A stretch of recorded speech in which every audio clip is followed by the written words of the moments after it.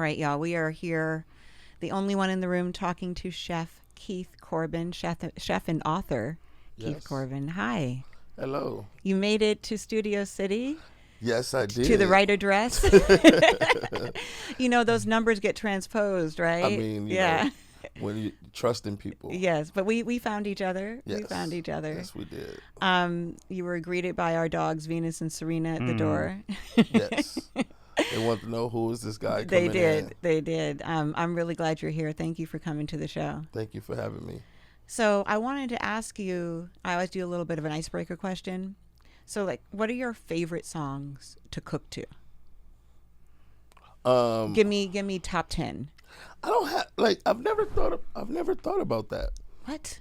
I haven't. Really? It's not that I intentionally go in and put on music. Yeah. Like when I walk into the restaurant, the team usually put on music. Yeah. And I just let them, and I just go with it. Okay. So it's not even about a song that I choose to cook to. Is there a song that, you have this book, it's called California Soul, an American Epic of Cooking and Survival. Mm-hmm. What do you see going on the soundtrack for that, for your series? It's funny you ask that question. Tell me. Every title of the chapter is a song. You're right. Which is a playlist to the book. But now if you go into asking me what are these songs right offhand, I wouldn't be able to recite them. Yeah, but you're right. I chose songs to one kind of either the title or what was going on in the song, the lyrics of that coincide what was going on in that chapter or that period of time in my life. Yes. Okay, that's dope. And I as you say that, I realize that. Yes. But I don't know if I noticed it going through. It's like you have in the beginning where we're talking about my family and my upbringing. Yeah. The song title is Family Business. Family Business. By Kanye West. You have when I'm talking about my mother and my grandmother, it's Dear Mama by Tupac. It is Dear Mama. When the chapter when my brother, we talk about my brother teaching me how to cook drugs, the title is Kitchen. Yeah. Wait, who's Kitchen by? We're gonna be. I stumped you. You did stump me. Sorry. I think it might be Yo Gotti or Moneybagg Yo or one of them out of that Camp CMG. Yeah. Well, that's so. When, as you're listening, when you read this book, now you can read it with the idea that each of these chapter titles are song titles that represent that part of your life. Yes. It's great. And if I'm not mistaken, Kevin Alexander, my co-writer, created a playlist on Spotify. That's called California Soul. So that has the song. So what we'll try to do is find that and put it in the show notes for this episode. And if that's not, I can great. send it to you. Yeah, please do. Yeah. Please do. Thank you for that. I am Laura Cathcart Robbins. This is the only one in the room, but I'm never the only one in this room because, as usual, my boyfriend, co-host and producer Scott Slaughter is here as well. Hi, honey. And who I call Hun. I always say, I don't know how I messed that up. I know. It's Can I pretty start funny. again? I'm the one who says honey, and you say hun, but you call me honey, and I usually go, hey, hun.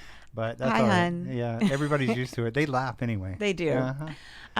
So we are here, like I said, we're talking to James Beard-nominated chef Keith Corbin, whose debut memoir, California Soul, an American Epic of Cooking and Survival, is sharply crafted and unflinchingly honest autobiography taking readers from Corbin's childhood, growing up in Watts in the 80s and 90s, selling drugs, running with gangs, through his years in prison to his life today as a successful chef. This is epic. It is the definition of epic. I mean, it's... This should be the story of a 120-year-old man. Right? And it's not. It's your story. Not. Yeah. We compact that. Wow. So, and you still have a lot of life to live. Thank God. Yes. Thank God I still have a lot of life left. Yeah, you do. I have many friends who has no more life to live. That's right. In order for me to be here. You know, friends that I ran with. Yeah. That on our journey didn't get to make it. Yeah. You know, so Yeah. I always credit that to where I'm at today. Absolutely. You know, because if it wasn't them, it could have been me. Mm-hmm. Yeah. I mean, and I'm scared for you reading this book. Like, I know I'm about to interview you the next day, and I'm still scared for you in some of these situations you were in. I want to talk about Alta Adams before we start. Just really quickly, we'll talk about it again at the end. It's a really big deal. Alta? Yeah. You think so? Oh, yeah. It's a really big deal. Okay, so this restaurant, it's Alta Adams, right? It's Alta Adams. Okay. Yes. So this is just like some of the people that I know that have visited it, posted about it, and are talking about it. Our Diddy, our Jay-Z, Tracy Ellis Ross. Big supporter. Big supporter. She had your first event there, right? Yes, so she came into the restaurant to eat. Yeah. And we had just opened at the time.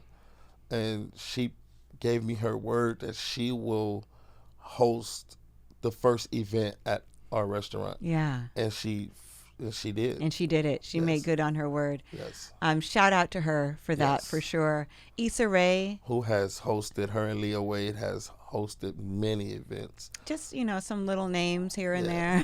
there. Just some people. Many agents, many influencers. Yes. They've all come and dined there. I don't know why Scott and I haven't been there yet, but we're definitely going to go. Wait, stop the interview. Yeah. We'll I finish know, we're this. going right after the interview. we will finish this interview when you guys, after you guys come and eat. I'm putting it in my ways right now. I'm really excited. You told me you have some vegan gumbo because Scott and I are plant-based. But Scott, if it's an occasion, he might step out of the lanes of veganism a little bit just to taste a little something. Just because it's unique, if you get an opportunity to enjoy something unique. Right. We actually, quiet as it's kept, when we went to Rome last month, we did that a little. Oh, a little flex right there. Went to Rome. Well, Okay, I know it was a little flex. That was a little flex right there. we just went to Rome to When we eat. were there, it wasn't a big deal. Yeah, It was a restaurant. It was a restaurant we wanted to try in Rome. Right. We just fly to Rome Just to fly go over eat. there. for Yeah, that. no. It was pretty cool. Uh-huh. Okay, so I just wanted to state that at the top about your restaurant, which I'm dying to eat at, which is a really big deal, because I think it's important for people to know that's where you ended up as we go through your story. We couldn't leave them in suspense. Well, we could have, but I just, because I knew it going in, Yeah. I knew that's where you ended up. Right in the beginning of your book, you talk about you literally grew up in the drug game. Tell us what you mean by Well, that. Yeah. In the beginning of my book, I talk about The white Camaro. the white Camaro. Yeah. but close to the beginning. Close to the beginning. Yeah. Yes. So when I say I literally grew up in the drug game or the dope game or the culture, it's if you look at it as if like you have a family where the grandfather went to college or whatever, and they began to set this network or this infrastructure, right? And then his son goes off to college and they start this firm. And, as the kids grow, you can plug them in. Well, that's what my family did in the drug game, Yeah. right? They had this infrastructure.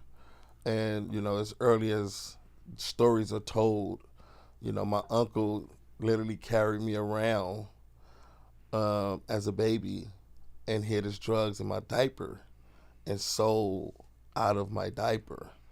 Until my granny always saying, until I pooped on his product. That was the end of that? I mean, these are the stories. tales. Yes, yes. And like that's another thing. Like these are the conversations you having in the house, right? As a kid. Matter of fact. It's a matter of fact, and does that kind of like give you the sense that it's okay? Yeah. But yeah, that's how early it started for me. Yeah. My mother was on drugs, my father was on drugs, my grandmother hustled. Yeah. Things like that. So, yeah. I'm glad you mentioned your grandmother because I wanted to also begin this journey by talking about her cooking and what it meant to her, to her family, to you, and the people are in your area, in the neighborhood? So yeah, my grandmother, for one, my grandmother is from Mobile, Alabama, Yes. and my grandfather from Shreveport, Louisiana.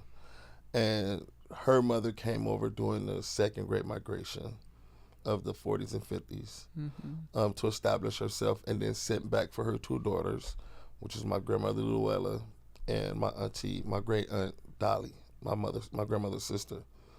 So my grandmother came over with the Southern culture instilled in her. So we had a farm in our yard. You know, she grew things like she had geese and pigs and rabbits and chickens all around the yard. And this is in Watts. In Watts. Yeah. That we ate from. But you also seen other yards who had sugar canes and all these things, you know, from that era. Mm-hmm. But one of the things that my grandmother had was that Southern tradition of family and big cooking and inviting the community or the neighborhood, or everybody get together and just eat. Well, she did it every day.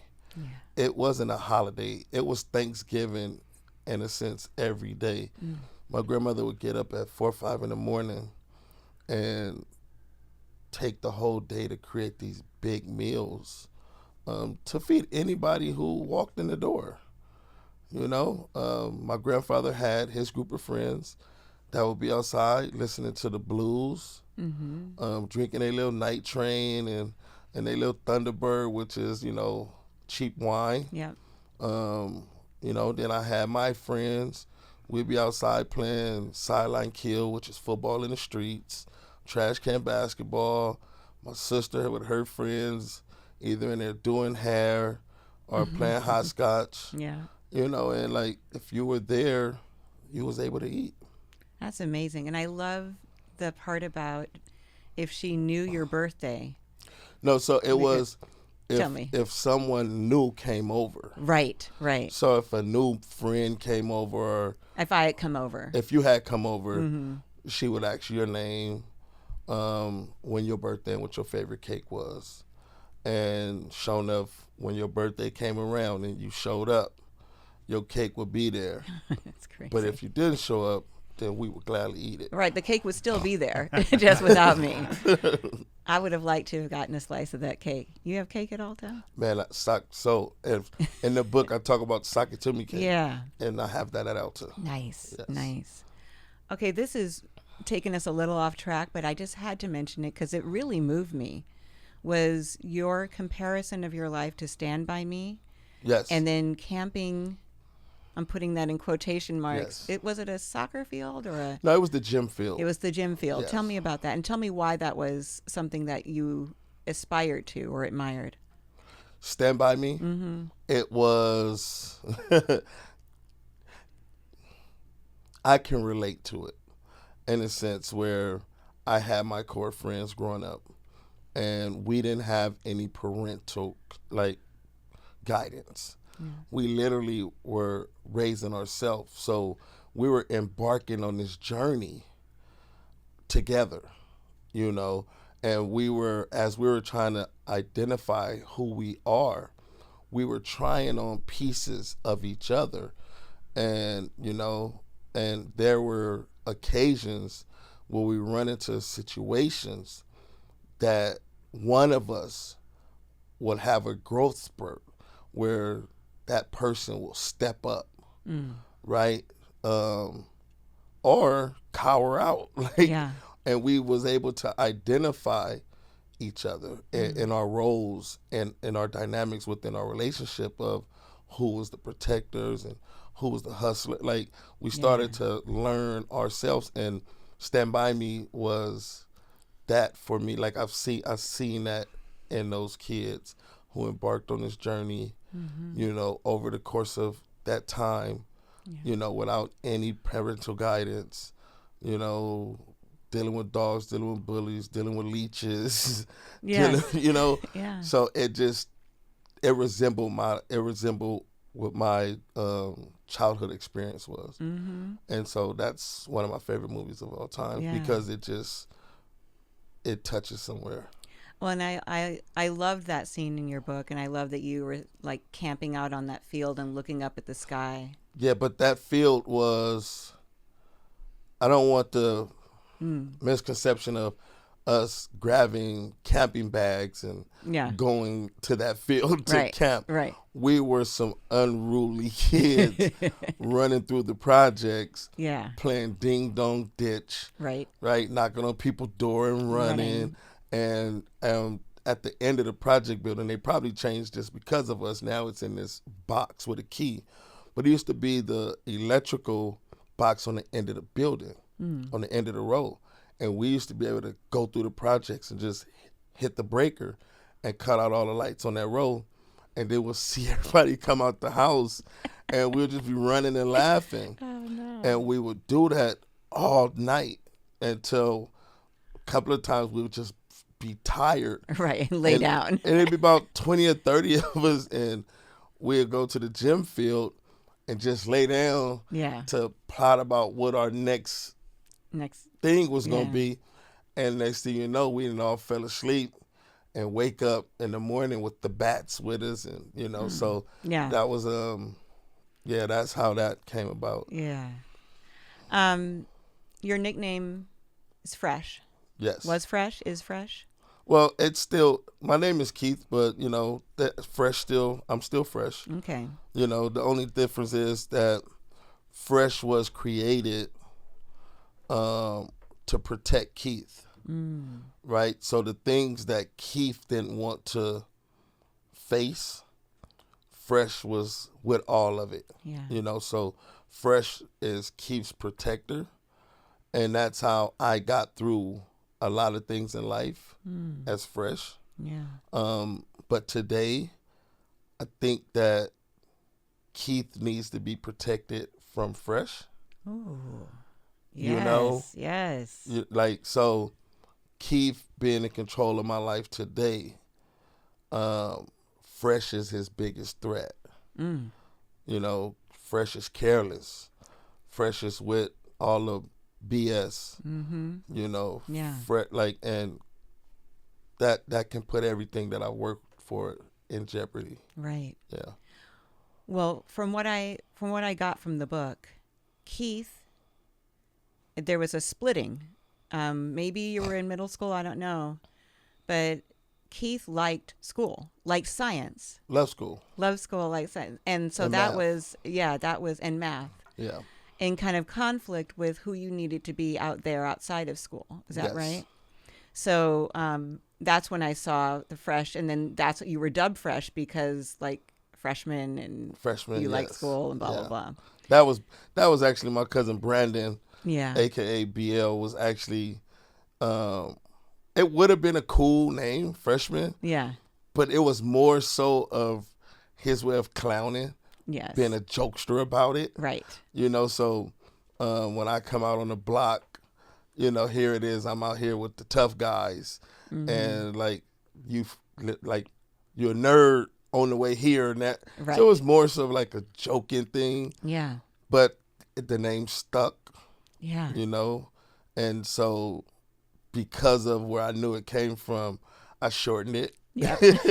You made it your own. I made it my Yeah. own. But yeah, there's some friends that know the whole thing behind it, and they'll tease me from time to time and still call me Freshman. Yeah.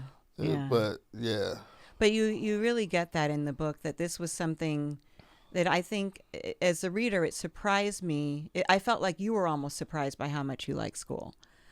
Like that this was something that you got into. Did you feel like you had to hide it? no, No. I've never hidden anything besides to my kids. Right, right. But I've always loved learning. Yeah. I think for me, the classroom, not school in itself, because in some instances, in some parts and times of my life, school was more dangerous than being on the streets. Yes. Yeah. But the classroom was a period of time where I can feel relaxed, right? And actually let some things go. But when the bell ring and I got to walk outside that door, you know, the senses and everything is back heightened. Yeah. But in that moment in the classroom, I enjoyed learning. I enjoyed being in the class. And there were some classrooms where I had crushes on my teachers and, you know, kids, I mean, like juvenile stuff. But so I enjoyed the classroom. So it wasn't more so about the school because, you know, Markham Middle School was pretty rough. Right. You know.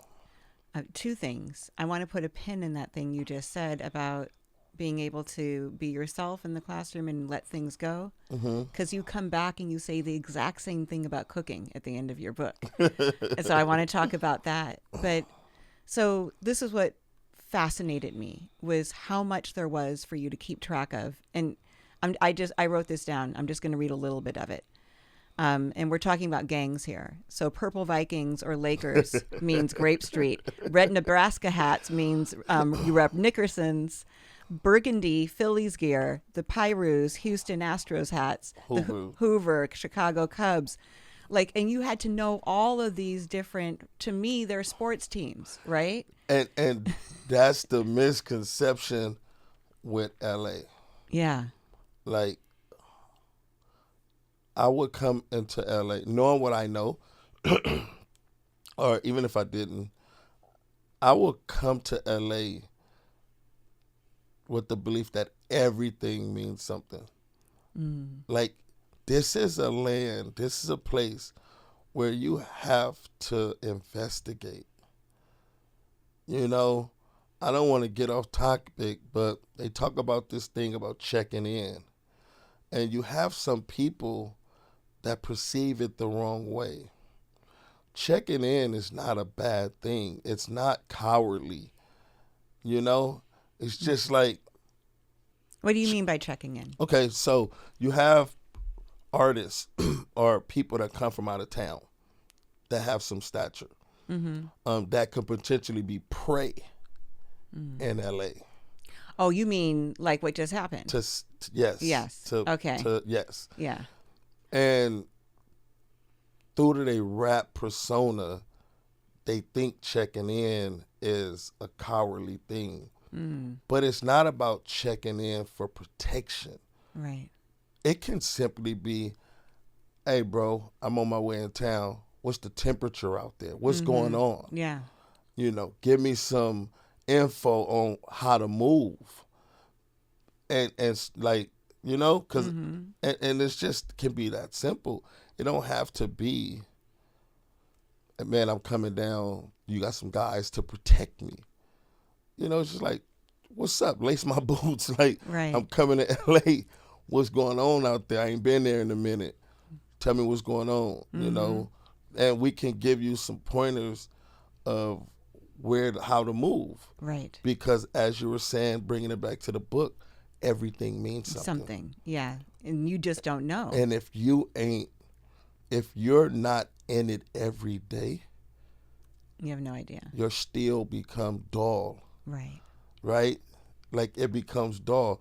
I'm from Jordandale, Grape Street Watts projects.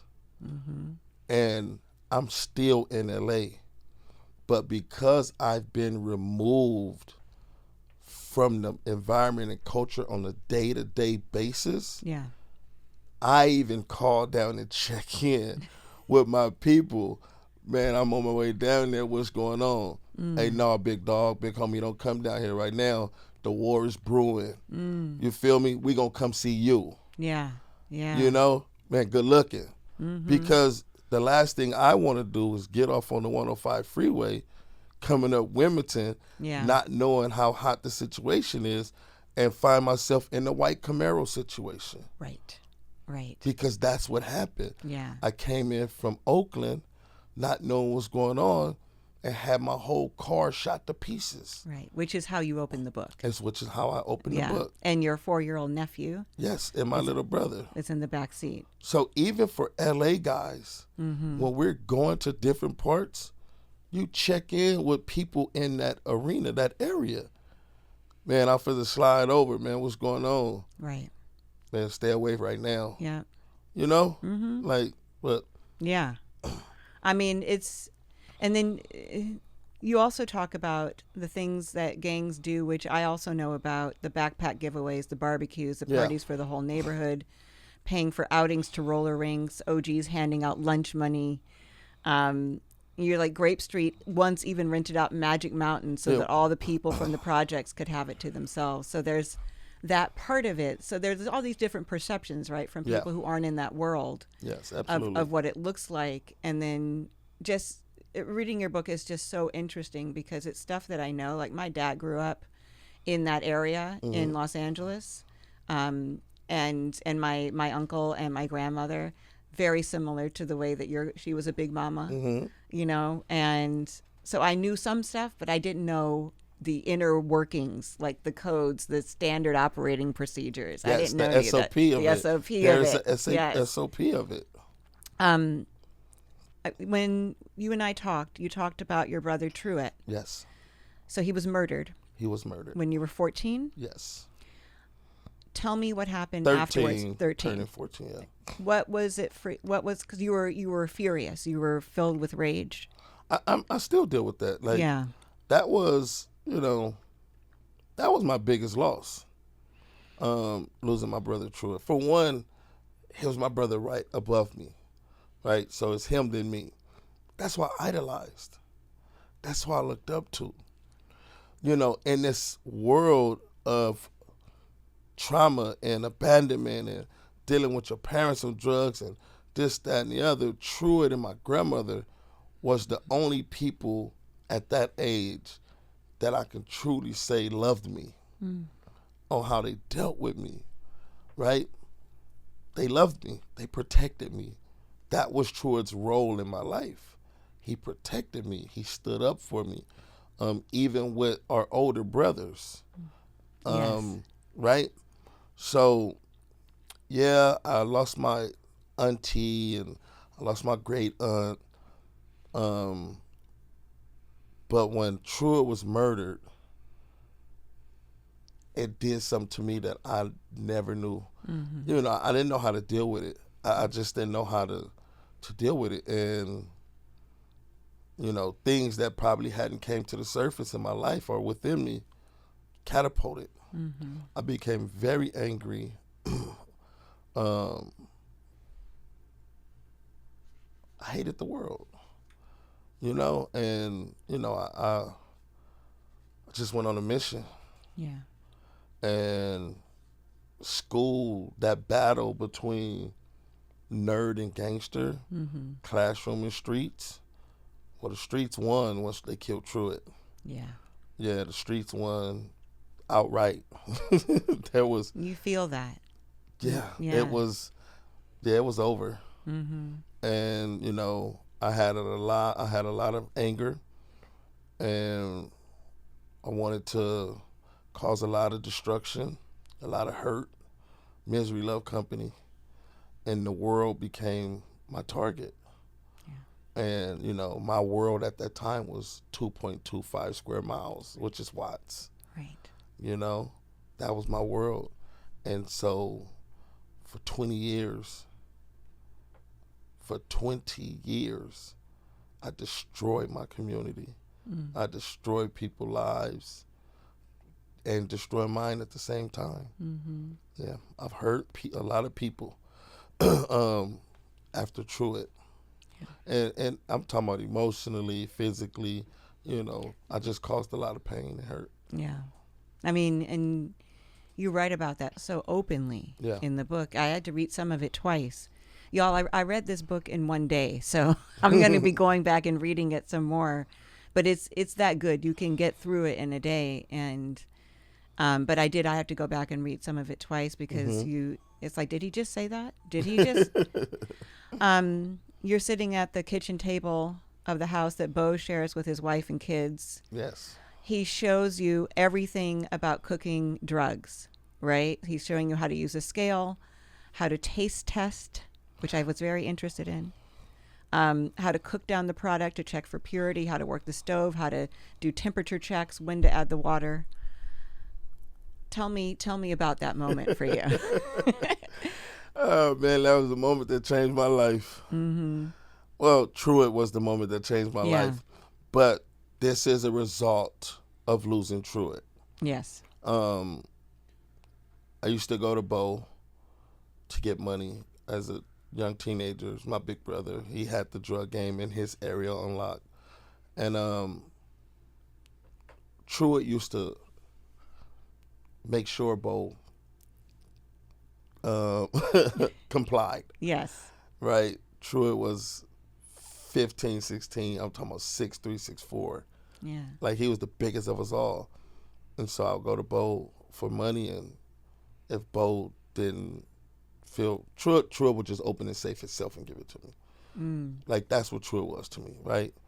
Protect his little brother. Sadly, Truett was murdered. So going to Bo to get money, Bo like, there's no more Truett. Mm-mm. I ain't got no more money. But hey, I can show you how to get you some money. Mm-hmm. So when I was there, he had just happened to get a new shipment. And so he, told me to chill for a minute, and he walked me through the process. He cracked open a kilo of coke and taught me 2 ways. There's actually 3, but he didn't indulge in getting high off coke. So it was a simple taste on the tongue. Mm-hmm. And then also, take like a gram of powdered cocaine, put the chemicals together, cook that up, and then weigh it and see if it dropped from a gram or if it expanded. And then you will know the quality or purity of the drugs or the base you're dealing with. So he taught me all that. He taught me how to scale things out, the measurements, percentage of baking soda to powder cocaine, temperature checks, And you were great at it. Well, not then, but you became. I became. Yeah. I mean, who sits you down and explain it in such a way, right? Usually you're trial and error on your own. My brother walked me through. He gave me a great foundation to be great at it. Yeah. So. But there's like a part where you liken it to like the sound that chicken makes when it hits the fryer, like know the pop that it should have, and that's something else, right? But that's what I'm saying. He taught me that. Mm-hmm. If the water's too hot, when you pour it over it, and the way how fast it sizzles up or how it sizzles, he taught me that. Yeah. And you're right, I did. I got really good at it. Yeah, you got great at it. It became the way I've financially supported myself for a long time. So you had that going on. I'm skipping now. There was more I wanted to talk to you about, but I'm mindful of the time. You wrote that you always figured that prison would be an inevitability for you. Prison and death. Prison and death. Mm-hmm. Tell me about, I love this line, just do your 8 hours and go home, bro. Tell me about robbing the store. I had to write that down because I'm like, I've never heard anybody say anything like that in my life. Just like Bo. Yeah. Right? You are what you learn, And so my younger brother kept coming to me for money. And so it's like, I'm going to show you how to get some money. And so I just took him on the robbery. And I went to the shop. I didn't take him in. I went in and robbed the business. But I knew the business to be a drug front. So it appears like I was robbing a business, but I knew it was a drug front. And so I chose that because I didn't think that they would be able to tell, which they told on me anyway. But yeah, so coming out of the store, the security guard that makes his rounds, I guess he's seen some suspicious stuff going on in the store. So when I'm coming out, he steps in front of me and he goes to get on his walkie-talkie, and I pull my gun. It's like, hey, bro, just do your 8 and go home. Mm-hmm. Yeah. Like, don't be a hero. Just do your 8 hours and go home, bro. Like, on the real. Like, I'm leaving this place. Yeah. So, and that's how that went. Yeah. And then And that's what we tell the guards in prison. just do your 8 and go home? Just do your 8 and go home. Mm. Like, why do you want to come to work and potentially be stabbed in your neck to be a bully in here? Like, Right. you have your wife and kids. Come do your babysitting job and go home. Like, why do you want to get into it with me over a shower? I'm just trying to wash up. Right. You want to prove a point. Just do your 8 and go home. Yeah.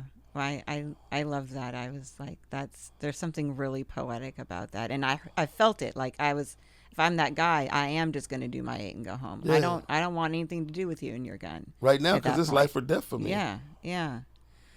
Police keep baseball cards with pictures and aliases of gang members. I was just talking to my team at the restaurant about this. I didn't know this.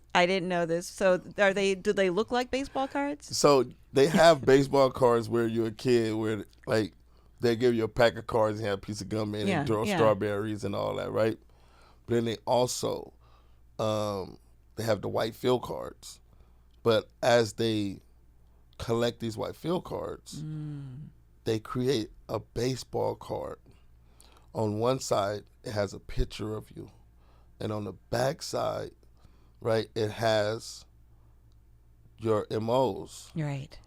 Also known as it has caution, approach with cautious, known to always carry a gun. It has a couple of your big prior cases, whether attempted murder, things like that. Like, and it's not everyone, you know. They have their cards for certain people in certain communities. Right. But Mr. Gang Unit, you call him. Mr. Gang Unit. Who was a white cop with the gang unit. Yes. Was he the head of it? He wasn't at the time, but he infiltrated our neighborhood by sleeping with one of the ladies. Yes. And so is that allowed? It's not allowed. It's not allowed, is it? It's absolutely not allowed. Yeah. And I'm not gonna lie.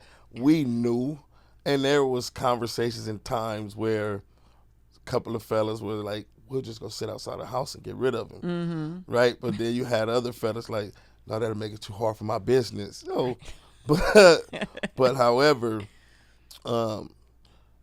like he would. It's our assumption that he would be in there with her, and she would feed him information about, about who we were and what we had going on. But no, it wasn't allowed. It wasn't allowed. So I'm going to skip again because there's this whole scene where you literally get burnt. Literally get burnt. You don't you blew up.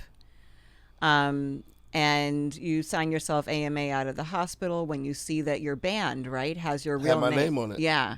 Yeah. And you needed to be in the hospital. I needed to be in the hospital, but I also needed to be free. Right. And I was on the run for kidnap robbery. And I don't mean kidnapping a kid. Right. But like during the robbery, I moved people against their will. So I was on the run for kidnap robbery. And I needed to get from one location to the next. And at the time, a family member wanted to get rid of their car, get out of their lease of whatever. So I'm like, okay, for sure. I'll take your car, get what I need to go. I'll just burn it up. You file your insurance. Right. Problem solved, right? But I screwed that up. I bust one car window out of glass in the projects, brought the glass to this person's car, put it down on the ground to stage like the car was broken into, went to Long Beach. On our way there, filled the thing up with gas, got to Long Beach, poured gas all over the car and inside the car, and stepped back, lit a Black and Mild, and then flicked the Black and Mild inside the car. But it didn't light. Right? Yeah. So I go up to the car, strike a match, and throw it in. I didn't know nothing about backdraft. Right. So all the windows are up, and this one window is down. So all the fumes are coming out that window. Yeah. So when it lit, and then the pressure shot the flames right out into my face and burnt me from the top of my forehead down my chest to my arm, and I still have marks to remind me And, I was able to make it to the house Right. and had my kid's mother at the time take me to the hospital. And the doctor explained that had I been breathing in at the time, I would have swallowed so much flame, I would have You would have died. died. Yeah. Thank God I was exhaling. But I explained to her, when you check me in, use my uncle's name who Right. is deceased. Yes. Just use his name. But she was scared. She was scared. Yeah. She filled out my name, put my name, real name anyway. Right. I know how things go. You have to report Oh, yeah. certain certain incidents from the hospital to the police station. You're in the system. So when I see my name on my wristband, You're out. I'm out of here because Yeah. I know they're going to want to come talk to me about this robbery. Right. Yeah. So eventually they get you. Yes. Mr. Mr. Gang Unit. Mr. Gang Unit gets you. You're sentenced to 20? No. No, I'm sentenced to 7 years. 7 years. Yes. And then how many did you do? 7 years. You did 7. Did you do them all in maximum? Yes. Okay. Maximum security. So, I was supposed to do 5 year, 8 months, yeah, but I wound up maxing out in there and doing 7 complete years. in 7 prison. complete years. I loved how you said when you're getting, this is in county, because you Yes. went to county first, that everyone was chasing food memories. Like the Asian guys had like their food. Making their kimchi. Right, and the Hispanic guys Making had, their tamales from right, Fritos. and you were making, what were you making? You were making different things. I was making different things. I was making different type of spreads. Yeah. A lot of our food can't be. We do a lot of fried foods, and Right, baked food. right. But however, I enjoy burritos, and were able to take our bunk and turn it into a griddle. Sorry, that's funny. Yeah, take a milk carton, roll Yeah. up a piece of blanket, put Yeah. it in a milk carton, hit it with some baby oil, Wow. light it on fire, 2 batteries, get a spark, light it on fire, put it Damn. under the bunk, and heat that metal up and like saute some things, or take that and take a can, set it on top with, we used a bunch of mayonnaise packets because mayonnaise had oil in it, Right. and like we'll fry in it. Like we'll take that and turn it into oil and fry things. So Talk yeah, about creative. yes. I forgot to mention that you had developed a cocaine problem. From the age of 14. 14. Yeah. It got bad when you were like 19, right? It got bad when I was 19, but no, No. it became its worse lately. Late. Okay. So, About 3 but years ago. you had one then, and then when you got to county, like for that first year that you were in the system, wherever you were, was it in county for a full year? LA County Jail fighting my case. Yeah. Yeah. And but you didn't do any cocaine. You weren't getting high while you were there, right? No. And then you ended up when you went to Prison. Is it Calipatria? Calipatria. Thank you. Calipatria. Level 4. Calipatria, level 4. You got a job in the kitchen. Mm-hmm. I really wanted to talk about the kitchen hustle because that was fascinating to me too. But yeah, tell me just a little bit about what the day-to-day was like in the kitchen in the prison, like what you got to do and what you had to do. Like what was good about it. And so what yeah. was good about it for me was it was a means of financial support. Right. So I was actual dock worker. So I had the most coveted job in there. I received the groceries from the truck. Right. I was in control of import, export. So, once I unload the truck, I get to scan through and pull out what I wanted to keep, and then tell the rest of the cooks, this is what we have to work with. Wow. Which was dangerous because when I first got to prison, the first person I ever seen stabbed was coming from the kitchen. And he was stabbed for taking what belongs to the population and then reselling it to them. Right? Mm-hmm. But that's the game in the kitchen. Right. It's how you walk that line, though. Mm-hmm. You know, if you cross that line, you out of bounds, and they gonna throw a flag. Right. And they gonna penalize you.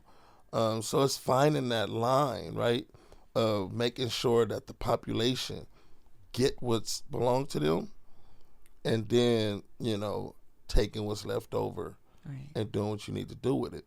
But for me, if I wait to the end, then there's a division with everyone. I have to divide it up with everyone. If I like, I had got used to knowing how much will be left over, and I'll take it off the top. Right. Yeah. Right. So eventually you were able to use cocaine in prison, so you kind of started doing that. Brandon.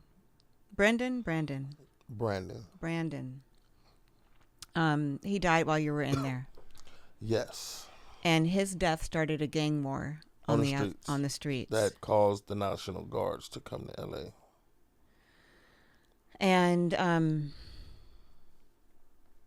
yeah, that was hard to read about. That was hard to read about you being in there. It'll be hard to talk about right now too. Yeah. If you keep going, I'm gonna start crying. Okay. Like, but I mean, Yeah. we could talk about it. Like, Brandon was, you know, outside of Troy to my granny, like, that was my twin cousin. Yes. You know, like, that was my everyday. Mm-hmm. Like, that was my stand by me. Yeah. You know, that's who I embarked on my life journey with up until prison. Up until we got separated with me going to prison. Like, every day of my life. My mother was on drugs. His mother was on drugs. His father was with another woman. My father had another family. And it was just Brandon and I with his little brothers and my little brothers. And then, you know, my granny had one sister. And so it was my grandmother's side and my sister's side. I mean, my grandmother's side and her sister's side. And sometimes the family can feel divided. But through Brandon and I, everything that came under us was united. Right. You know? And so you felt that too in the book. Like, Yeah. as a reader, I felt that. I understood how important he was to you, Yes. is to you, and what it meant. Yeah. What it meant for your family. I'm sorry. Yeah. I'm sorry. Okay, so you get out of prison, and getting a job, you find, is not as easy. Going straight and getting a job is one might hope it would be. You got a job, but I guess they found out about your status. It was at an oil refinery, was that So right? I got a job at the oil refinery, and at the time they wasn't doing background checks, and so I got hired, worked my butt off, got a promotion. They was giving me a foreman position, which then required me to be able to drive company cars and equipment. Needed a check. Yeah.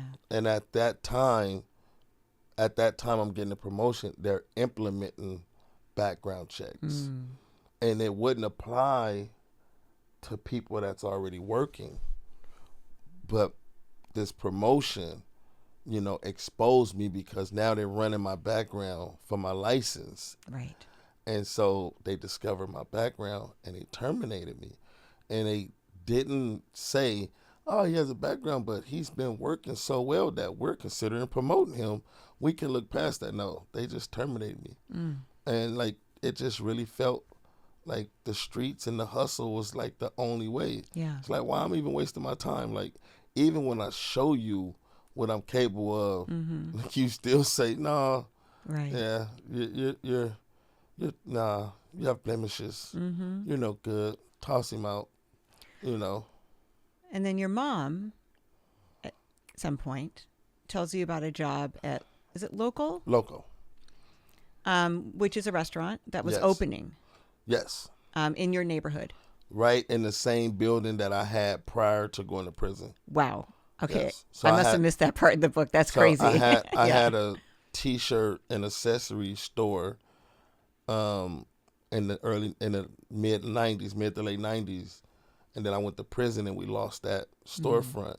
So coming home from prison, someone had acquired the building Yeah. and now they're building a restaurant. So Right back to the same place. Right back to the same place. So I'm going to condense this a little bit, but you got a job there. Yeah. And I cut this paragraph that I wanted to read, but basically you were overwhelmed by it, right? Like by the job. Like you were, when you were saying, and I wish I had kept it, but you were saying that it was like you were thinking that you, like imposter syndrome almost, like you weren't going to be able to do what was required of you at some point. But I think what made me really uncomfortable is that through my life in the streets and through these Stand By Me moments and going to prison, I had became at the top of the food chain. Yeah. And so not the only one, because in my neighborhood there's no one shot caller, but I became one of the loudest voices, one of the leaders, one of the most influential, right? And so when we were hiring at Loco, we were hiring people from my community, from my neighborhood. And so in my projects, I'm doing the yelling and the checking and the discipline. And then here it is, we at work, and this white guy is doing the yelling and the checking and disciplining on me. And it's like, my pride couldn't take it. That's what it was. Yeah. My pride couldn't allow, I couldn't allow that to happen. So I tried to quit. Yeah. Numerous times. Yeah. But Daniel, he wouldn't accept it. He wouldn't accept it. No. He just kept encouraging me to push through it. And I'm like, damn, you just want me here to be a punching bag? Yeah. But tell me then about falling in love. So I'm just going to read a couple of my notes. Renee? 2 months before, so there was the clash of the Hatch Challenge. Is that what it was called? Where it was like some kind of challenge you were supposed to be, it was like a cooking challenge or something? Oh, yes. Yeah. And you had done too much Coke the night before, so you would like fucked it up. Yeah. 2 months before you opened, at some point, was this Alta that you did your last cook for work? So 2 months before we opened Alta, yeah, I did my last cook of cocaine. Right. So there was a period of time when I was in the Bay Area that I was employed to fly down to Long Beach. Yeah. And cook a kilo or two and then fly back. Right. So that was my only dibble into the game. You were cooking. I was chefing it up. But you were like a specialty chef that was flown in to do his thing. I'll go to work all day in Oakland. Working for local. Working for Dial for another restaurant. Right, but owned by same people. And have my last flight booked at 8:20. Y'all can go check it out. Last flight from Oakland to Long Beach is 8:20. And I'll leave the restaurant at 7, get to Oakland Airport, fly down to Long Beach, get over to my boy spot, go to Breaking Down to work, cook dope all night, and then shoot back to the airport at 7 something in the morning and fly and go back to work. Damn. And there was times where, I'm going through that metal detector thing that spins around and detects, that I went off. The buzzer went off, and they take me in the room and strip me down because of the residue and the smell. I'm coming straight out of the kitchen. Oh, wow. I didn't have any drugs on me, though. Right, but you literally had drugs on you. I literally had drugs on me from cooking and splashing and the aroma. So there was moments where, I cut it really close. Yeah. And so when we got ready to open Alta, I flew down to Long Beach and I had the conversation with my boy. Like, this is going to have to be the last cook. So tell me how you want it. Yeah. I can bring it back 100% pure, or I can double your quantity and you can make it last, but I won't be flying back down to cook for you. Was it your last cook? That was the last time I've cooked any drugs. Wow. You're clean as well. Not at that time. No, but now you are. Yes. Yes. Yes. March 6th of 2020. Yes. Was your date. March 6th of 2020 was the last time I snorted a line of cocaine. Okay. March 8th, 2 days later, I checked into rehab. Yes. Yes. A nice one. Oh, yeah. Yeah, it was a very nice rehab. Very I was reading expensive. about that. Yes. So you say in the book, my entire life is about planning ahead, making sure I'm scanning for danger, Yes. evaluating risks, and noting the things that seem to be out of place. This is how I know I love cooking. Remember, I said I was going to take you back to this moment because we were talking about being in the classroom, because it takes me out of my head and puts me in the moment. This is what Yes. you write here about cooking, and that's kind of what you were saying about the classroom. So this is something that you don't just do well, that you don't just like. This is something that you love. Is it cooking or is it the kitchen? Oh. Right? The kitchen has been a common thread throughout my life, dating back to my grandmother. Yep. That's where I felt love from her, because that's where you would have to spend your time with my grandmother. If you wanted to be with her, around her, it was in the kitchen. That's right. Right? Because she was there She cooking. didn't go anywhere. She cooked all Yeah. day. So I spent a lot of time with my grandmother in the kitchen, either helping her prepare the food by washing the greens or stealing a piece of chicken while her back turned. You know, like She it knew. was in the kitchen. And then the survival part of my life in the streets was cooking drugs in the kitchen. And then I wind up landing in the kitchen in prison. And then coming home from prison, the kitchen was my way out of poverty. So the kitchen has been this common thread in my life of survival. Whether it was where I found love, where I found, where I cooked drugs for survival, prison, or even now being a chef. Amazing. So I just think like the kitchen has just been that place for me. Yeah. Yeah. Yeah. So Alta has been open for 4 years, Yes. and it's like we talked about in the beginning. I'm actually reading something else you said. You said, I wanted my restaurant to reflect the natural connection people had to their land, but with the vibe of that 40th birthday party, which you talk about in the book, I imagined I needed it to be elegant, joyful, filled with people eating delicious food and having a good-ass time. It needed to showcase the beautiful bounty of the local shit we grow right here in Southern California, keep it healthy and fresh, pay our respects to our ancestors by using techniques and styles they brought with them from Africa, and do it all with the intention of nourishing, sustaining, and feeding the soul. Yes, this to me was the essence of my cooking. This was California soul food. Yes. Thank you. Thank you for that, man. Tell me what's next for you? I get asked that question a lot. And I know what's next for you, but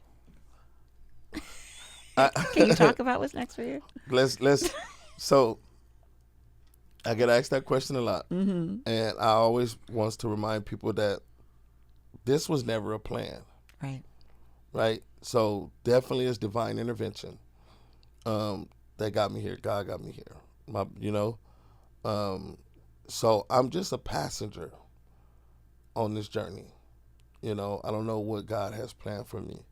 What I do know right now, what my passion is and what inspires me, is to be that representation and example to people that's in a struggle, right? To be that example that you can overcome it, that you can triumph, right? That you can beat drug addiction, and still be successful. That you can come from impoverished or marginalized communities and have a level of success. That you can come home from prison, right? And still do something with yourself.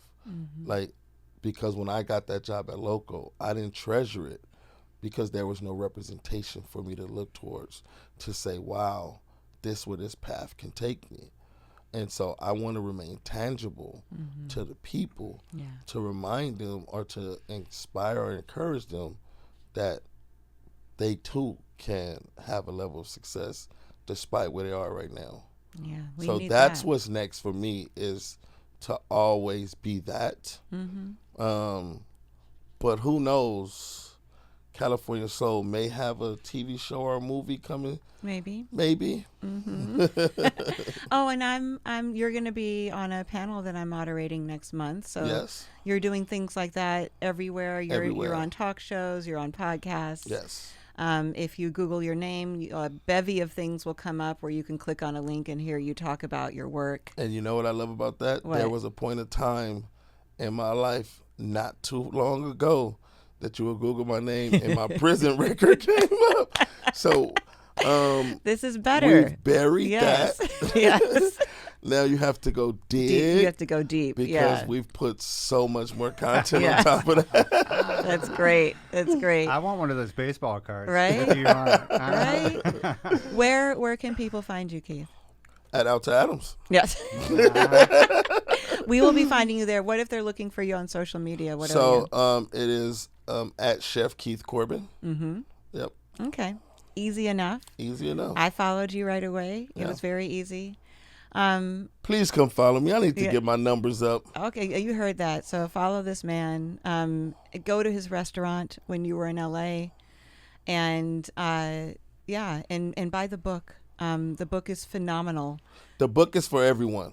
It is for everyone. It's yeah. absolutely for everyone. Again, it's for anyone that's dealing with drug addiction, poverty, marginalized community, prison.